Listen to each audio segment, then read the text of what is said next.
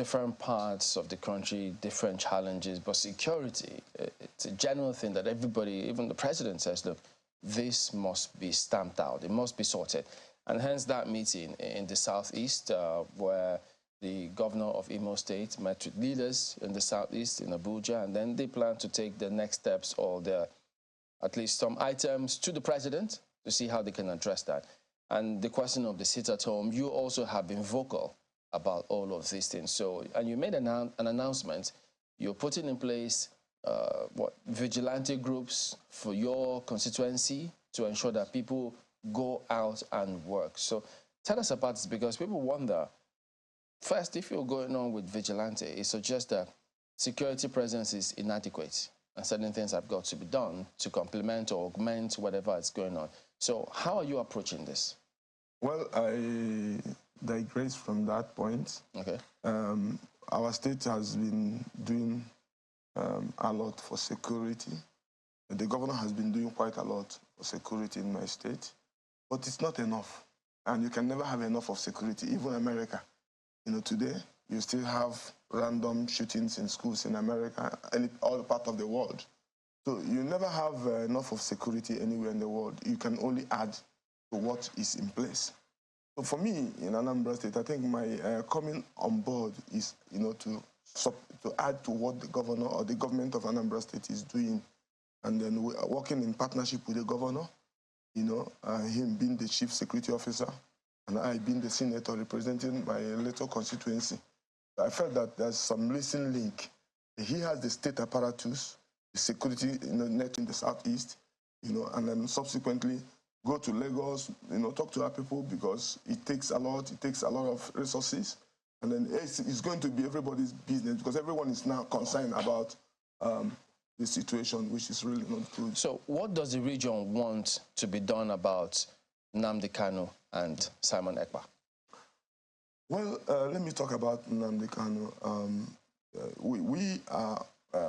There's a resolution that we are going to meet with the president to seek his leniency and see if it's going to be possible. You know, plead with him to have Nnamdi Kanu released.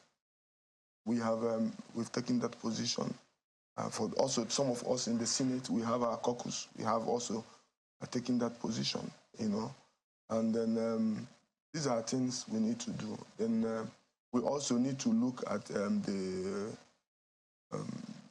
young man that is in Finland that is causing all these problems, and see how we can diplomatically, you know, engage the government of Finland, and then show them that he is not really doing or giving a good service to.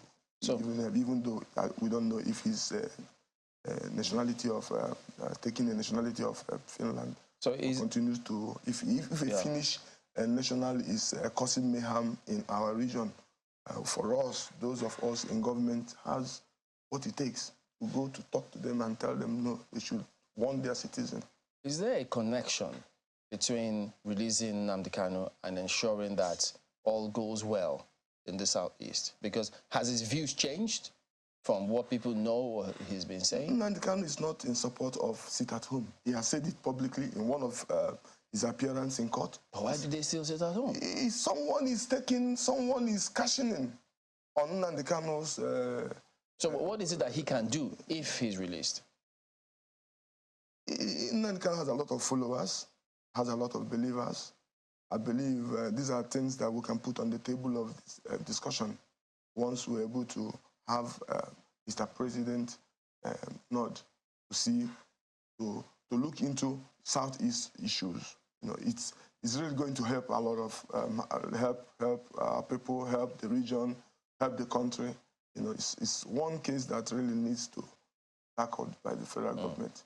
But I see that there's a CCTV initiative to secure the Southeast and build confidence. So how is this going to work? Because we know different states, we've talked about CCTV contract in this country and how we need to ensure that it works. So how is this going to be any different from what we see right now? Yeah, CCTV is very important everywhere in the world. You don't fight crimes with guns anymore, you know. You have communication, you have walkie-talkie. If you go to London, you have communication, you have data capturing. If you can put in place data capturing of everyone, you don't really need police in the street, you know, because you can randomly call anyone and then put up a law in their state that if you found one thing, or so everyone that is walking in the street will be cautioned that maybe somebody must have given an information on you. So you just randomly call someone and then ask someone to put up his fingers. So you go to everywhere in the world, every crime is fought by fingerprinting. So same with CCTV, these are the three elements I believe that is very critical: data capturing, networking with walkie-talkie, and then CCTV. These are the most important critical aspect of it. Then we'll go with the native intelligence on wood, on road blocking. Yes, because you can lock down if you want to pass a rail line and then they said that they stop, everyone must stop, and yes, you're allowed the train to pass. We understand that, but we haven't heard any conversation from the state assemblies or states about how they intend to come up, if they are even considering this law which you speak about. And that database, is there a database within which you can see anyone on CCTV, identify the person, and then apprehend the person, jurisdiction from state to state? Is that collaboration? Are all those things in place already? Yeah, these things are my own initiative. Oh, okay. These are my thoughts. Okay. Do you understand me? And then, you know, politics has its style. You know, I don't know what someone wants, or everybody has his own position. For me, so this is in your constituency? From my constituency, or from what I am doing, you know, in order to support what the government is doing, I believe these are the areas. Once you're able to capture people, once you're able to secure network by walkie-talkie, and then have CCTV in the community. So if I can develop a platform that can network my local government with maybe few of people supporting me, we can have that in everyone, because, like I said, security is not the responsibility of the state government or the senator or the members of House of Representatives Assembly. It is the business of everyone, including our businessmen, including the woman that is frying akara in the street. And I see that you've been trading words with him in recent times.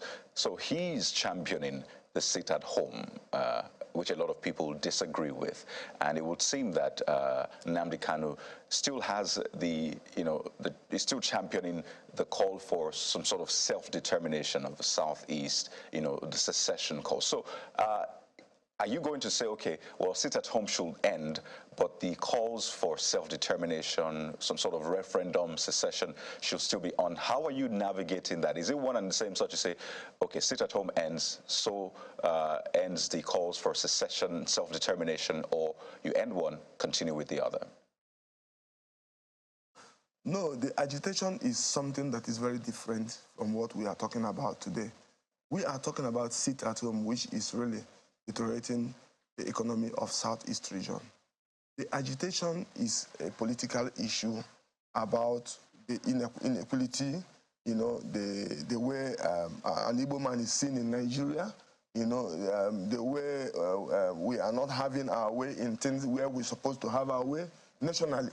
So, and no Igbo man will tell you today that he's not, or doesn't have sympathy about how Igbo man is being treated in Nigeria. So the agitation is right for me. Until some of these issues that Nnamdi Kanu is championing is addressed, then we can have a better Nigerian, and we can have understanding that we belong to this country. Do you understand me? It's really affecting us. It's really affecting our political structure. It's really affecting the way Igbo man is seen in Nigeria. So really, it needs to be addressed. I am totally in support that the agitation should be done in a manner that is very democratic, not with gun, not with, you know, or killing our people. You don't kill the same people you're agitating for. You don't do it nowhere in the world. So it's about strategy, and also it's about us sitting down and negotiating. You know, if there's a way we can sit down and then discuss the issue of Nnamdi Kanu, and we can say, okay, we don't want this, we don't want, let us adopt this system, this strategy. But the strategy of sitting at home, you know, killing our economy, killing the same people you want, and then different armed militia is rising up using that opportunity to cause mayhem. Because if you are sitting at home, you are just like a lazy dog, someone can come and take over your business. Someone can come home and then know that you are not going out. So many things can happen. You know, and the point is that some of those people promoting this sit at home, they are also in their respective countries working on the same Monday. So it doesn't augur well for us. Well, you know, so it's not something that I will be part of so far. Well, Senator Ubah, some would say that, you know, particularly in the Southeast, that's the elephant in the room, really, the need to sit down and talk with the youths about the, you know, unending issue of self-determination, which has gone on for years, and particularly also that the disconnect, the lack of unanimity, you know, between and amongst leaders of the Southeast is what is responsible. And I wonder if you agree that, you know, that seeming disconnect between leaders of the Southeast politically about how to deal with the problem of self-determination in the Southeast is what is responsible. And is that sort of somehow tied to the calls for the release of Nnamdi Kanu? If he is released, will it bring a permanent end to the unrest in the Southeast? I believe in every discussion, in every dialogue, in every roundtable arrangement, there are things that are being said, and people are bound to keep to their own part of the agreement. So I strongly believe that releasing Nnamdi Kanu will be a very good step towards, you know, resolving the issue of Southeast. But it's, you know, it's not today.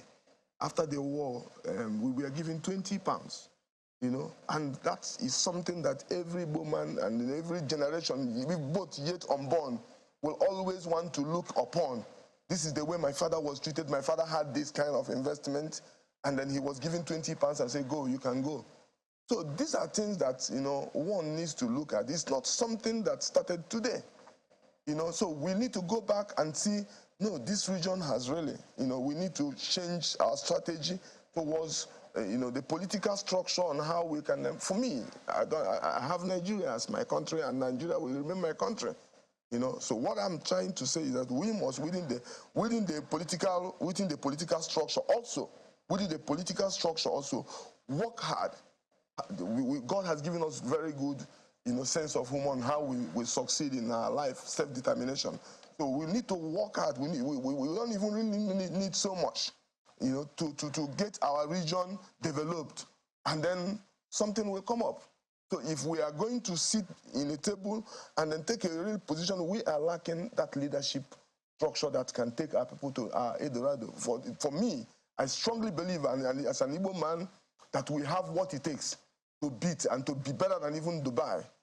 So it's all about political will for us to get to that level. And one day, definitely it will come. But meanwhile, we must continue to ask for what is due to our people from the Federation of Nigeria. I admitted it, and then I want you to take a position from this point.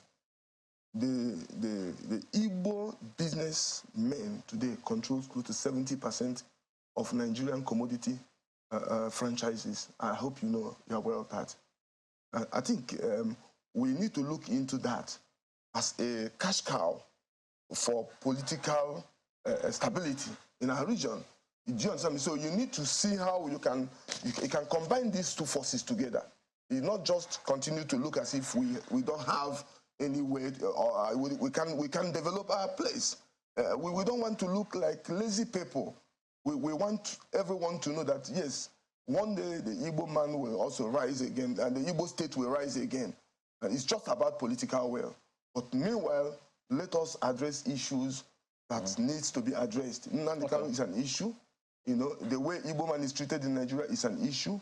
Do you understand me? The political structure of Nigeria, getting the Igbos involved in things. I mean, look at sharing of political portfolios and all these things. Just one more thing before you go. On that particular point, from what we've seen, appointment of service chiefs, President Ubah has spread it across board. Now, if he continues in that trajectory, will the Southeast still have any reason to keep agitating for political positions? Well, we are watching.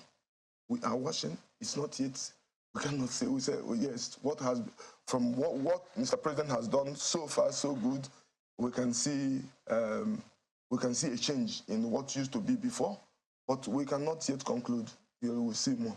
Yeah, but people will say that this idea of how the Igbo man is treated, the question is, how is the average Nigerian treating the average Igbo man, for instance, or how are they treating themselves as citizens?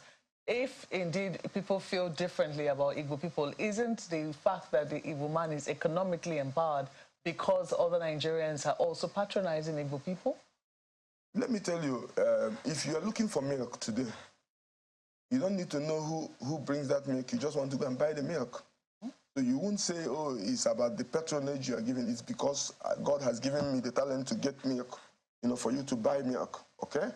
But, the way Igbo man is treated today in Nigeria, or politically, is the message that is coming from those in diaspora that is also going down to the people in the grassroots, okay, which is really affecting, causing all these problems. Oh. So we really need to change the dynamics so that once start propagating, you can tell him, no, it's like this, it is like that. Until we're able to understand this, it will continue, things will not really be the way we want it to be.